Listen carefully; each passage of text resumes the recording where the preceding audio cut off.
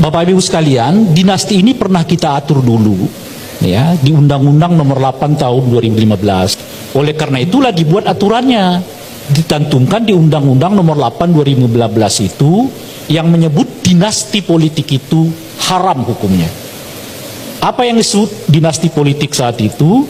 Satu tingkat ke atas, satu tingkat ke samping kiri dan kanan, satu tingkat ke bawah. Artinya ayah, anak, ibu, saudara dan saudari, plus juga dengan istri semenda. Itu yang disebut dengan kategori dinasti politik setidaknya oleh Undang-Undang Nomor 8 2015 yang lalu. Tapi ini nggak cukup. Ada dua syarat yang lain. Dua syarat yang lain itu adalah bahwa salah satu dari cabang keluarga ini sedang menjabat di jabatan yang bersifat elected official. Gitu. Apakah ia bupati, apakah ia wali kota, gubernur, atau anggota DPRD, itu semua disebut dengan elected official kan.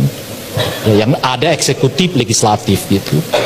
Sementara ini syarat yang ketiga, saat yang bersamaan cabang kekuasaan ini juga ngincer jabatan-jabatan yang bersifat elected official gitu. Nah oleh karena itu Pak Jokowi dan yang dipraktekkannya sekarang ini per definisi ini adalah contoh paling sempurna yang disebut dengan dinasti politik itu. Kenapa? Pertama yang maju adalah anaknya sendiri, satu tingkat di bawah. Yang kedua, Presiden Jokowi masih menjabat sebagai presiden. Dan yang ketiga, anaknya mengincar jabatan yang bersifat elected official, yaitu calon wakil presiden gitu. Nah oleh karena itu kalau kita sebut Jokowi sedang membangun dinasti, per definisi undang-undang itu tepat gitu. Meskipun kemudian undang-undang ini dibatalkan oleh Mahkamah Konstitusi secara legal, tapi secara isu, secara ide kita pernah membuat definisi tentang apa yang disebut dengan dinasti politik. Maka dan oleh karena itu Ibu Mega dengan Puan nggak bisa disebut dinasti politik. Soekarno dengan Mega nggak bisa disebut dinasti politik. Hatta dengan anaknya nggak bisa disebut dinasti politik. Pak Habibie kalau sekiranya keluarganya mau masuk politik sekarang nggak bisa disebut dinasti politik karena nggak masuk dalam tiga kategori yang disebut dengan dinasti politik itu.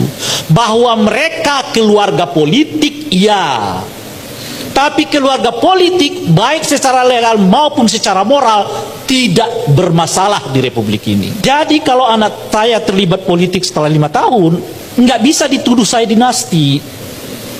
Tapi bahwa saya membuat keluarga politik, iya itu sama seperti keluarga olahraga, keluarga TNI, keluarga polisi. Nggak bisa dihadang orang untuk membentuk bentuk keluarganya sendiri. Kenapa ya dilarang ke politik? Karena politik itu jabatan publik. Makanya kalau ketua partai dengan ketua partai bukan dinasti politik. Nggak ada hubungannya itu dengan jabatan publik. Legal dalam pengertian legalistik. Kan nggak ada hukum yang melarang di kita itu. Lalu yang melarangnya apa? Yang melarangnya itu adalah cita-cita kebangsaan, kepentingan publik, dan oleh karena itu kategorinya moral, bukan bukan legal formal. Gitu. Nah kalau ada pewarisan kekuasaan tidak melalui pemilu, itu bukan lagi dinasti namanya. Apa namanya itu? Yaitu monarki. Kekuasaan diwariskan tidak melalui pemilu, tapi kalau kekuasaan diwariskan melalui pemilu, itu namanya dinasti. Nggak ada itu untungnya bagi bangsa ini, dinasti politik itu. Jadi kalau ada orang yang mengatakan dinasti demi kepentingan bangsa dan negara, itu omong kosong, nggak bisa dibuktikan secara faktual. Yang sudah jelas-jelas dinasti itu demi kepentingan keluarganya sendiri, nggak ada yang lain. Dinasti itu kepentingannya cuma dua. Pertama, bagaimana keluarga itu menguasai akses kekuasaan. Saat yang bersamaan yaitu jual beli dengan para pemilik modal. Jadi kekuasaan yang di tangan keluarga diperjualbelikan dengan pemilik modal. Itulah yang kita sebut sebagai oligarki. Terbatas kan, di mana kita di tengah-tengah itu? Nggak ada Pak cerita tentang kita di tengah-tengah itu. Kita yang nggak punya darah biru, kita yang nggak punya modal, wassalam. Tinggal di periferi aja, ke laut aja deh loh, kata anak BG sekarang ya kan, dan seterusnya. Dan oleh karena itulah Bapak sekalian, saya sangat tidak suka dengan dinasti.